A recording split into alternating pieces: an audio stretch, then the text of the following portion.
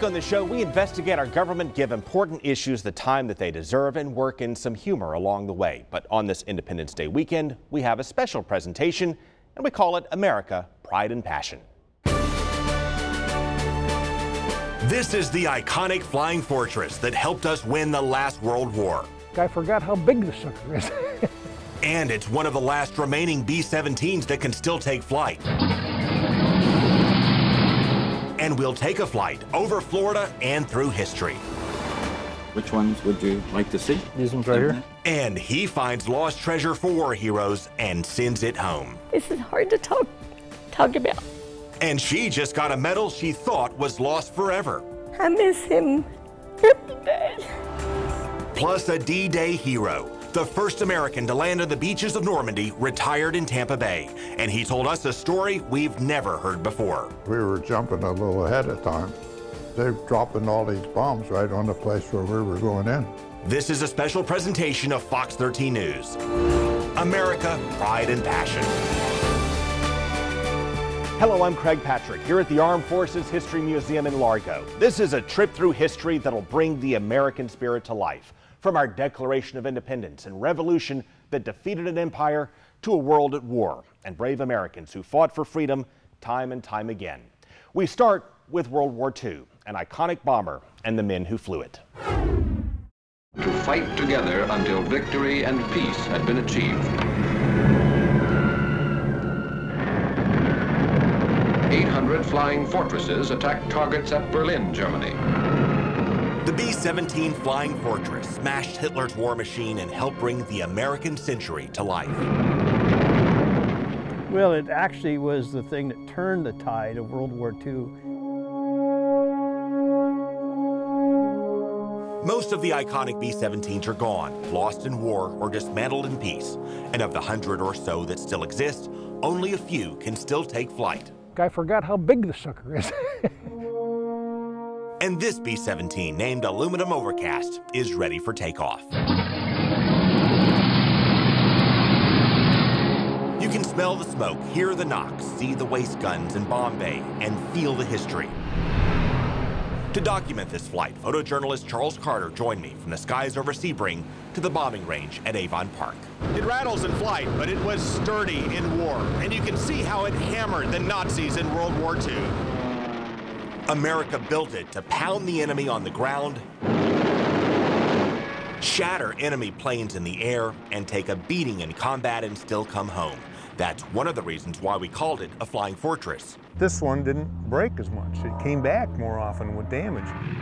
And we cranked out more than 12,000 of them, and we launched them in swarms over Germany. A triangular superhighway in the sky.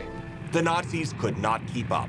We could build airplanes faster than the Nazis could shoot them down. And the Americans would not let up. The Germans were just terrified of this airplane because it wasn't one airplane dropping 4,000 pounds of bombs. It was 1,000 airplanes dropping thousands of pounds of bombs. But when historians say the Flying Fortress turned the tide of war, they aren't just talking about the plane.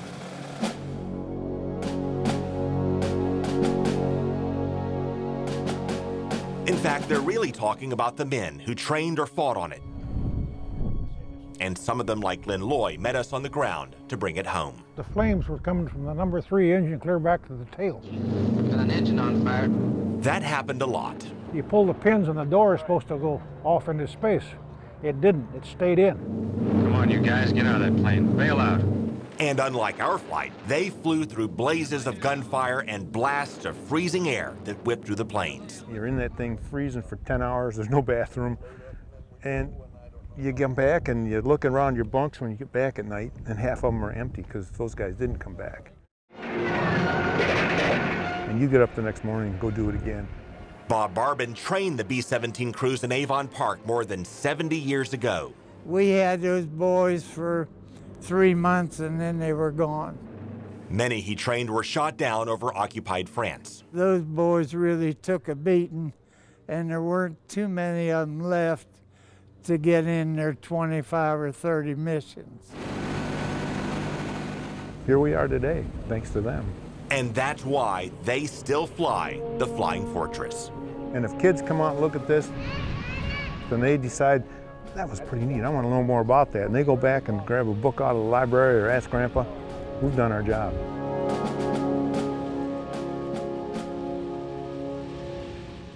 The aluminum overcast is on tour and making stops across the nation. And like these medals and thousands of exhibits in this museum, it's been preserved for many years. Of course, many other symbols are lost in time, but an Army captain for Vermont is looking for them as we speak, and he has already found valuables that can never be replaced and return them to families of heroes. Which ones would you like to see? These ones right here. Zachariah Fike combs through pawn shops and antique stores to find lost treasure. For the first time I'll see the medal, I'll turn it over, and in this case it's engraved with the name George W. Underwood. This Army captain from Vermont recovers medals of fallen heroes, tracks down their loved ones, and sends those medals home. In fact, he just had one delivered to a house in Ocala. This is hard to talk about. Ann Martin Moore loved her father Jack and thought she'd lost his Purple Heart forever. I miss him every day. Private Jack Martin had stormed through Europe in World War II, earned 5 commendations, and came back home to Tampa Bay wounded with shrapnel in his leg. I remember it just like it was yesterday. Ann was 5 years old when her daddy came home to a hero's welcome. All the neighbors came to see Daddy and hear about his stories. But there were no stories.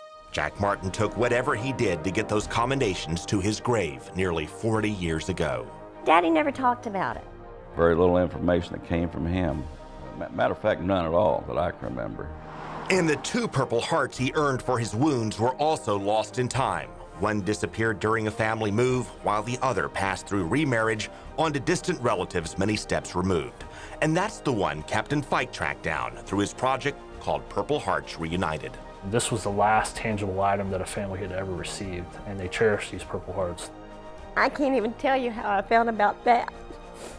Ann Moore is not alone. Since Captain Fike founded Purple Hearts Reunited in 2012, the organization has found and returned medals to more than 150 families. I give you Everett's medals. They found some in antique stores and others in places you may not imagine. From a World War II medal of a Nebraska man found inside a maple tree in Vermont, to a soldier's lost dog tag found 70 years later on a Massachusetts beach, to Colorado, where a dog named Smuckers dug up the long-lost Purple Heart of Korean War veteran Richmond Littman.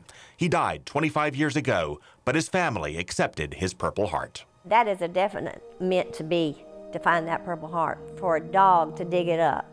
Ann Moore will cherish her father's Purple Heart in its new frame for the rest of her life. I thought that was just about the most heartwarming thing that had ever happened to me. But other families across the nation are still asking for help to find lost medals of their loved ones that were stolen or lost in time. The mission for Purple Hearts Reunited is a long way from finished. It's the greatest calling anybody can answer, and we should raise these people up on a pedestal and thank them for their service forever. And sometimes war heroes give their medals to all of us. And when I met the first man to land at Normandy on D-Day, he said he wanted to donate his medals and his boots to a museum. And now they're both on full display, and we have his final interview. They're dropping all these bombs right on the place where we were going in. The story of D-Day from the man who landed there first, coming up.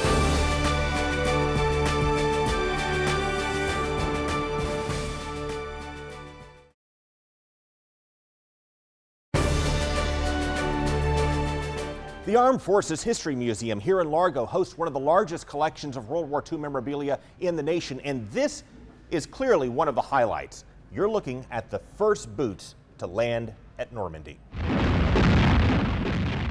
guys know where the hell we're going. It's the starting of the end of us or them. That's the voice of Colonel Leonard Schroeder. The U.S. government confirmed he was the first American to land on the beaches of Normandy. Schroeder lived and retired in Tampa Bay and died in 2009. He donated his boots, those first boots to touch the sand, to the Armed Forces Museum in Largo.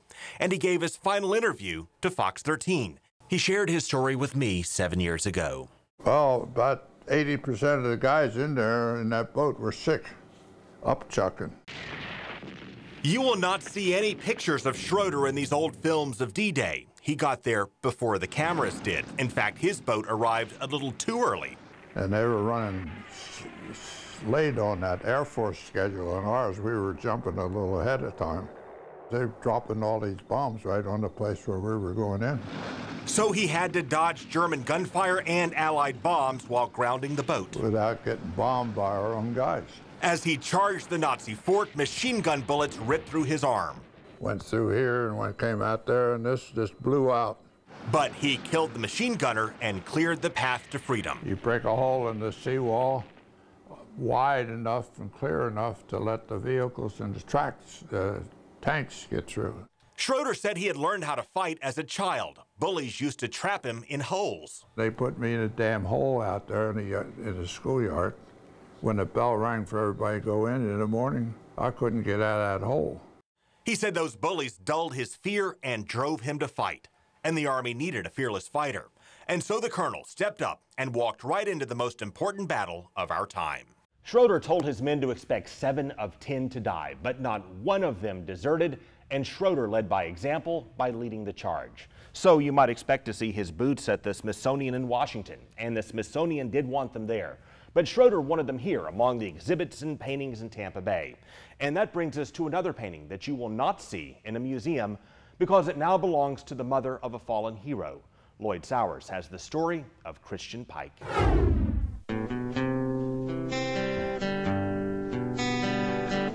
His favorite song was Simple Man from Shinedown. Well, Mama told me when I was young.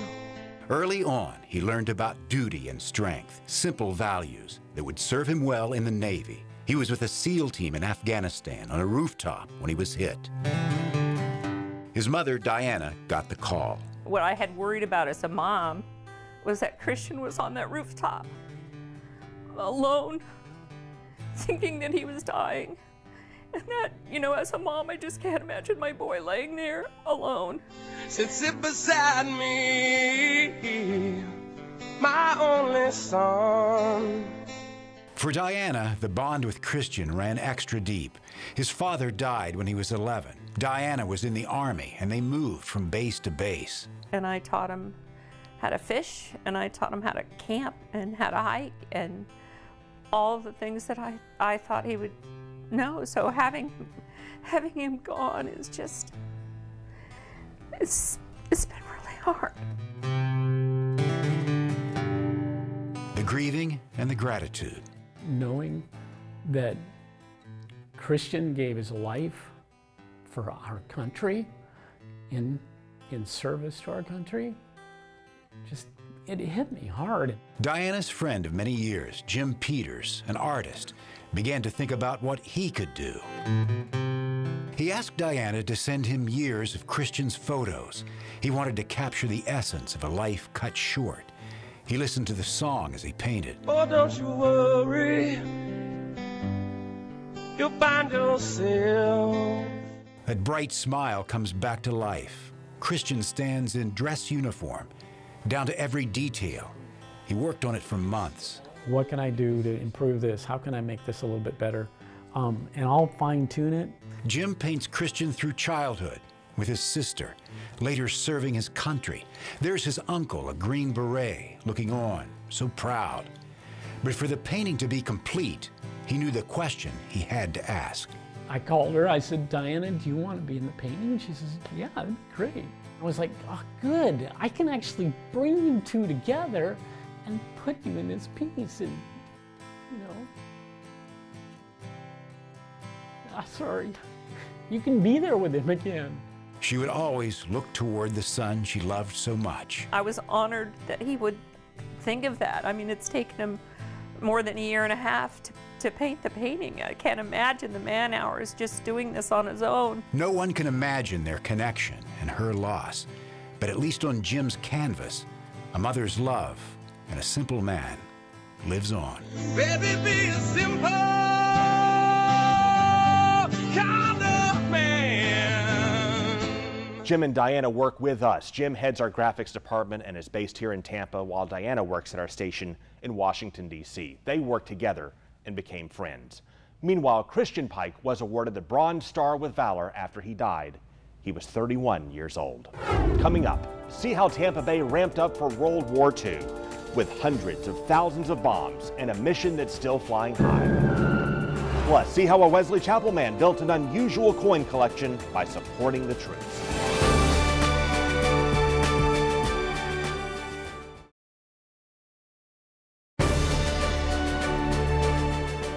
We're celebrating the American spirit with patriots and heroes and displays across Tampa Bay. And you'll find some striking exhibits in places you may not expect.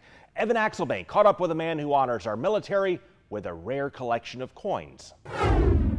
This is a local unit. Pick the name of a unit. These are the Screaming Eagles out of Fort Campbell. Or a battle. This is from some old friends of mine that fought at Quai San. Or a big title. Down at McDillazall, that's from the Chief of Staff down there. And chances are that it, or that, or they have a coin. Something you can put your hand on, a token of those people that raised their hands, swore an oath to defend this country. They're called challenge coins. They measure 2 inches across, are 1/8 of an inch thick, weigh an ounce or two, and are minted mostly by private companies around the world. You're not going to find any two of those coins the same. Van Trees is the proud owner of a collection that he never sought. He can say with certainty that he's never asked for a single one of these challenge coins. It's reserved as a thank you. A thank you? For what? Put in razors, deodorant, toothpaste. He and Bob Williams run Support the Troops, the Wesley Chapel nonprofit that sends care packages to troops all over the world. In return, the troops have sent the coins as thanks, not realizing they were helping to build what Mark believes is one of the largest collections of challenge coins that isn't for sale. It just happened. Bob's first and foremost and only passion was taking care of, as he called it, his kids, his troops, and it just kind of grew. Mark hasn't counted, but he believes they have 3,000. So show me how this all works. It really is. Okay, what they do is you keep it in your right hand and then you shake hands. And as you shake hands, you squeeze and you hand off the coin. If you say you served and don't have your unit's coin when challenged, you'd better have your wallet. If Evan didn't have his coin, Evan bought my drinks for the rest of the night. Van Trees has 3 coins on his desk that are most special. It means a lot when someone gives you a coin. You cherish it and you remember it. Those coins are from the parents of fallen troops.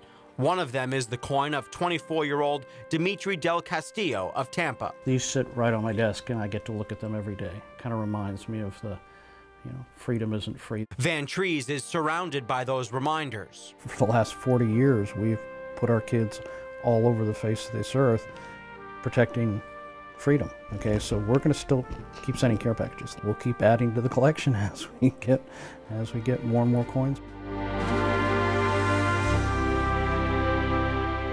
Tampa Bay has strong ties to our military and plays a key role in war strategy and national defense today. But you may not know that Tampa Bay also played a key role in winning World War II. We'll show you who stepped up, what they started, and how they did it coming up.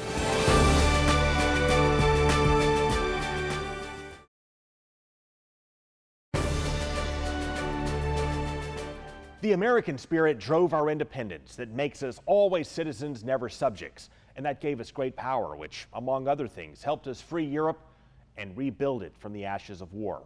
And Tampa Bay played a very big part in World War II. You can see it in museums, and you can see it today at Avon Park with missions that are still flying high.